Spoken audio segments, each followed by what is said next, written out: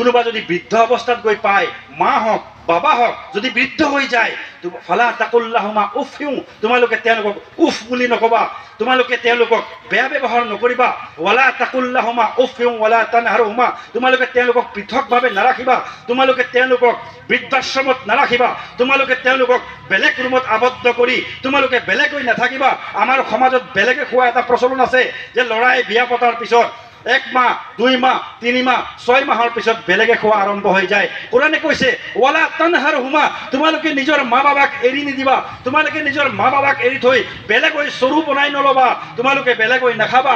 বোৱাৰীসকলক কৈছোঁ, যিসকল নতুন বোৱাৰী হৈ আহে, আমাৰ আজি ভনীসকল, মোৰ ভণ্টিসকল, তোমালোকে যিসকলে বিয়া হৈ গৈছা, যিসকলে বিয়া হ'বা, তোমালোকে এই কথাখিনি শুনি লোৱা। আল্লাহে কৈছে, আল্লাহ তাবাৰক ওয়া তাআলাই কৈছে ৱালা তানহাৰুহুমা ওয়াকুল্লাহুমা কাউলান কাৰীমা, তোমালোকে তেওঁলোকক এৰি নিদিবা, তোমালোকে তেওঁলোকক পৃথকে নাৰাখিবা, বেলেগকৈ নাৰাখিবা। বোলে শাহুৱাই মোৰ লগত কাজিয়া কৰি থাকে, মোৰ বাবাই মোৰ লগত কাজিয়া কৰি থাকে, মোৰ বাবাই মোৰ লগত বেছি বেছি কথা কয়, মোৰ বাবাই মোৰ বোৱাৰীজনীক, মোৰ মানুহজনীক কষ্ট দিয়ে, মোৰ মায়ে মোৰ মানুহজনীক বেছি কথা কৈ থাকে, এই কথা তোমালোকে কেতিয়াও নাভাবিবা।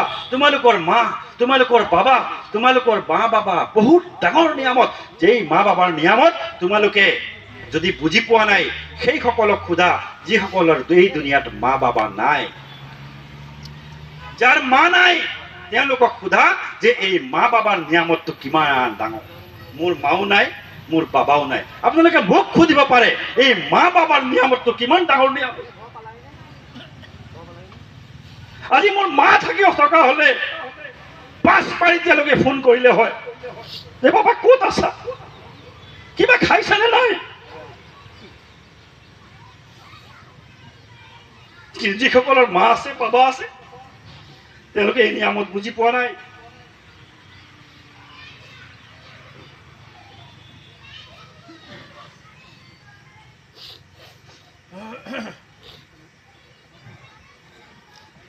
যিসকলৰ মা বাবা দুনিয়াত আছে তেওঁলোক ভাগ্যৱান,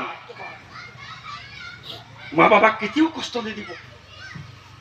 মোৰ যুৱকসকল, মোৰ মা ভনীসকল, যিসকলৰ ঘৰত বোৱাৰী আছে, বোৱাৰীয়ে কেতিয়াও শাহু শহুৰক কেতিয়াও কটু কথা ক'ব নালাগে। কিমান কষ্ট কৰি মা বাবাই বোৱাৰী বনাই আনিছা, কিমান আশা বুকুত বান্ধি মোৰ এটাই ল'ৰা, মোৰ এটা ল'ৰাক ডাঙৰ কৰিম, কষ্ট কৰিম। আপোনালোকৰ যাৰ নিজৰ